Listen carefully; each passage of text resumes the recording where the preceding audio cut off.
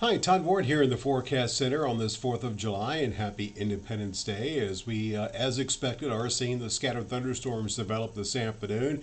As I record this shortly before 2 p.m., you can see the scattered activity once again at this point in the afternoon, mainly confined to areas between interstates 20 and 30. And as these storms continue, outflow will develop, and that will trigger more storms here during the afternoon, which should begin to wind down as we go through the evening hours. Storm Prediction Center saying it's doubtful that we'll see anything as far as a watch needed, but there is a chance that one or two of these storms could produce some hail as well as some rather gusty winds. You can see one of those storms did prompt a special weather statement several minutes ago from the National Weather Service. And the reason for the storms is that we do have, again, that same upper level weakness. So as the area of high pressure is now centered over the southwestern sections of the country, basically situated right about in here, and do have a little bit of a disturbance right in here, which is again triggering the scattered thunderstorms. This is going to continue tomorrow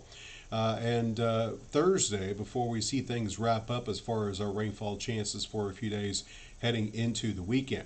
So here's a look at Robin's Story Futurecast showing you the scattered storms should wind down as we get past sunset this evening. Can't totally rule out rain at your particular fireworks celebration this evening, but those risks will be declining as we go through the evening. And then overnight tonight, looking mostly cloudy as we will see mainly dry conditions across the area. More scattered thunderstorms will be possible during the afternoon tomorrow, very similar to what we've seen here during the past couple of days. Those will decrease tomorrow evening. And then heading into Thursday, it does still appear as if we'll see more widespread rains as we see some thunderstorms that develop on the Gulf Coast, move to the north, and then more storms along a frontal boundary to our north will ease their way across the northern sections of the Arctic during the evening. And then we'll see things kind of wind down a bit as we go into Friday. Severe weather looking kind of doubtful during the next couple of days despite the threat for thunderstorms. And you can see rainfall will be somewhat scattered as many locations will hardly get any, if not possibly staying totally dry.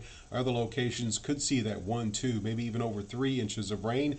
You can see the areas here of green and yellow indicating those possible spots as indicated by Futurecast. But keep in mind, these could pop up pretty much anywhere across the area, especially given the slow movement of the thunderstorms which will be taking place.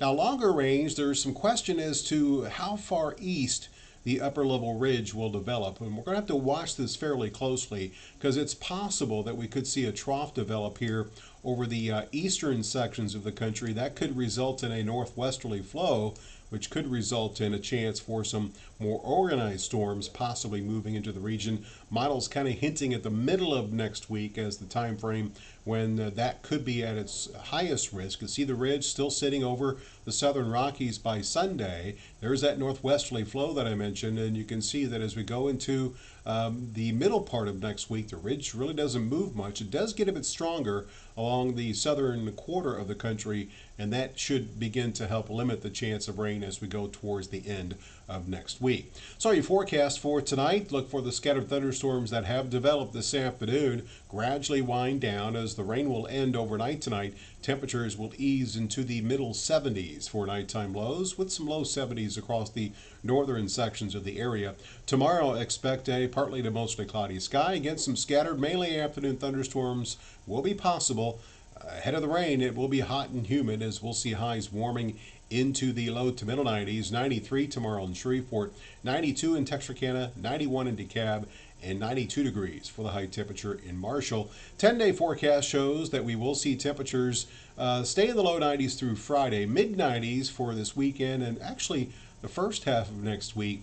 Notice Tuesday, that could be the time frame that we see our best chance for, again, some thunderstorms, and then we should dry out as we go into the last half of next week as that ridge begins to strengthen a bit more.